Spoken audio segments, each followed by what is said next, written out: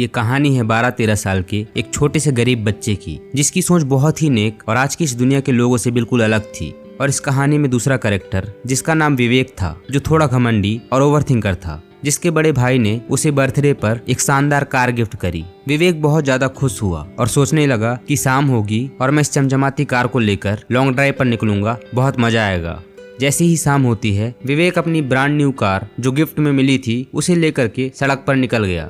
कुछ दूर चलने के बाद वो ट्रैफिक सिग्नल पर रुका हुआ था, रेड लाइट हो रखी थी। तभी उसने देखा कि एक 12-13 साल का गरीब लड़का उसकी कार को और उसे घूर रहा है, दूर से देख रहा है। रेड लाइट थी, इस बीच में उस गरीब लड़के ने थोड़ी सी हिम्मत जुटाई और वो कार के पास आ गया। उसने विवेक से कहा कि भैया ये कार आपकी है। विवेक ने कहा हाँ बेटा, ये कार मेरी है, क्योंकि बहुत शानदार मूड में था। बोले मेरा आज बर्थडे है, मेरे भैया ने मुझे ये कार गिफ्ट किए हैं, बहुत अच्छे भैया हैं मेरे।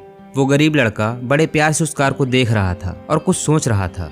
तभी विवेक के दिमाग में चल गया कि अब ये लड़का बोलेगा कि काश मेरे भी ऐसे भैया होते, मेरे भी बड़े भाई होते जो मुझे ये कार गिफ्ट करते। उस लड़के ने कहा कि भैया मालूम है क्या, मैं भी ऐसा बड़ा भाई बनना चाहता हूँ जो अपने छोटे भाई को शानदार गिफ्ट दे सके, और अगर ऐसी शानदार गिफ्ट कर दूंगा तो क्या ही बात हो जाएगी। विवेक इम्प्रेस हो गया। विवेक ने कहा चलो आओ, अकेला जा रहा हूँ, तुम्हें भी घुमा लाता हूँ, थोड़ा शहर का चक्कर लगाते हैं। और उस छोटे बच्चे को उसने अपनी कार में बिठा लिया। कार में म्यूजिक चल रहा था, थोड़ी देर वो घूमते रहे, सब कुछ सही चल रहा था। तभी उस लड़के ने कहा कि भैया आप एक काम करेंगे क्या, एक बार मेरी कॉलोनी में ले लो ना। अब विवेक के दिमाग में चलने लगा, ओहो मतलब अभी ये लोगों को दिखाएगा। इन गरीब लोगों की आदत ही ऐसी होती है, इनको कार में क्या बिठा लो ये शुरू हो जाते हैं। अब ये अपनी कॉलोनी में ले जाएगा, फिर वहाँ सबको बताएगा कि देखो बड़े साहब मुझे छोड़ने के लिए आए हैं, इधर उधर की बातें करेगा, मतलब जलवा देखो मेरा। उसने कहा चलो ठीक है, क्योंकि उसका बर्थडे था, शानदार मूड में था। बोले बताओ किधर चलना है। फिर उसकी कॉलोनी की तरफ मुड़े। उसकी गली में ये लोग जाने लगे। जैसे ही थोड़ा आगे तक गए, इसने कहा भैया वो जो सामने बिजली का खंबा दिख रहा है वहाँ पर आप रोक देना, मैं बस 2 मिनट में आया। इसने कार रोकी और लड़का उतरा। सीढ़ियाँ थी पास में, वो ऊपर चढ़ा और जब वो वापस उतर करके आ रहा था तो थोड़ा सा वो लड़खड़ाता हुआ धीरे धीरे चल रहा था। इसने गौर से देखा तो उस लड़के ने गोदी में एक और बच्चे को उठाया हुआ था जिसके दोनों पैर नहीं थे।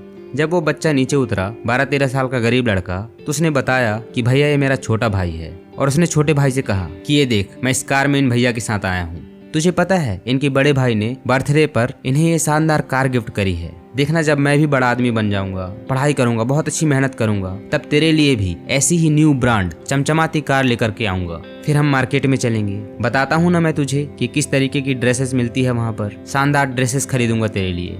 ये सब देखने और सुनने के बाद में विवेक की आंखों में आंसू आ गए। उसने बहुत कुछ जज किया था, उसने बहुत सारा कुछ सोचा था कि ये होगा वो होगा, लेकिन ऐसा कुछ नहीं हुआ। उसने कहा चलो आओ तुम दोनों भाइयों को एक बार फिर से चक्कर कटा के लाता हूँ। तो इस कहानी से हमें लाइफ के 2 बड़े लेसन सीखने को मिलते हैं। लेसन नंबर 1, पूरे दिन में हम आधे से ज्यादा वक्त इसी काम में लगा देते हैं कि वो ऐसा है वो वैसा है, जज करते रहते हैं। हमें लाइफ में हमेशा जज नहीं करते रहना चाहिए, नहीं तो हम कुछ भी नया एक्सपीरियंस नहीं कर पाएंगे। क्योंकि जब तक हम जज करते रहेंगे तब तक हम उस इंसान को वैसा नहीं देख सकते जैसा वो एक्चुअल में है। लेसन नंबर 2, हमें लाइफ में कभी भी पीछे का रोल नहीं चुनना चाहिए, आगे आना चाहिए। जैसा वो गरीब लड़का, अगर वो चाहता तो अपने नसीब और भगवान को दोष देकर दुखी हो जाता, जैसा इस दुनिया में ज्यादातर लोग करते हैं। लेकिन वो नसीब को या भगवान को दोष दे के पीछे नहीं गया, वो आगे आया और बोला मैं भी ऐसा ही बड़ा भाई बनना चाहता हूँ। दुखी होकर अपने नसीब को दोष देने के बजाय आगे जाने का रास्ता चुना। वो आगे आकर उम्मीद को चुना।